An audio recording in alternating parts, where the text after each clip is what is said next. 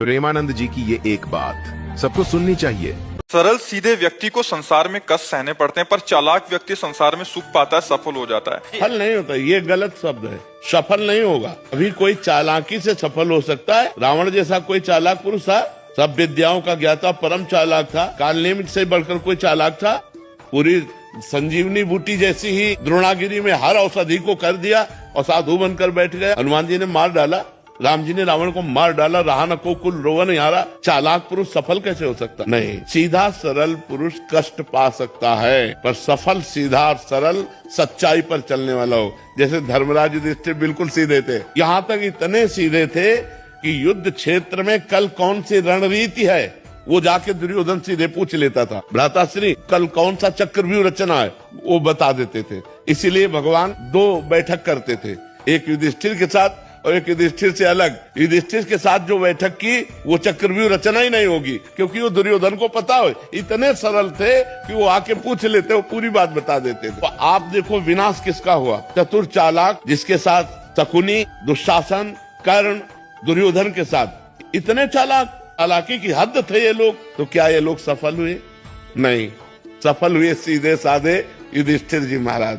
तो चालाक पुरुष तुम्हें सफल होते नजर आएगा, लेकिन सफल नहीं हो सकता। सीधा साधा पुरुष तुम्हें दुख भोगते नजर आएगा, लेकिन वो दुख भोगेगा नहीं, आगे चलकर वही विजय को प्राप्त होगा। थोड़ी यात्रा ऐसी है जिसमें संशय हो सकता है देखकर कि बेईमान, दुष्ट, चालाक, कपटी पुरुष उन्नति को प्राप्त हो रहा है और धर्मात्मा, ईमानदार दुख को प्राप्त हो रहा है। लेकिन परिणाम में सही चल रहा है, उसका सही परिणाम होगा, और जो गलत चल रहा है उसका गलत परिणाम होगा पक्का। उसका पुण्य उसको साथ दे सकता है, लेकिन जो जीवन का परिणाम है वो ये पद नहीं है। मरोगे तो तुम्हारे साथ पद नहीं जाएगा, तुम्हारे साथ रुपया नहीं जाएगा, अच्छाई जाएगी, तुम्हारे सत्कर्म जाएंगे।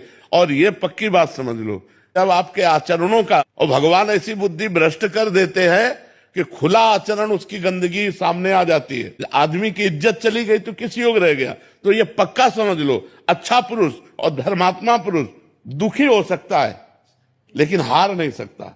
विजय को वही प्राप्त होगा, ये निश्चित बात है। सामने से तो बहुत सुंदर दिखाई दे रहे और पीछे जो पाप कर रहे तो मालिक देख रहा है, उसका हिसाब मालिक करेगा। मालिक की दुकान में है सबका जीवन खाता, पाई भर का भी चूक नहीं होती हमारे मालिक से।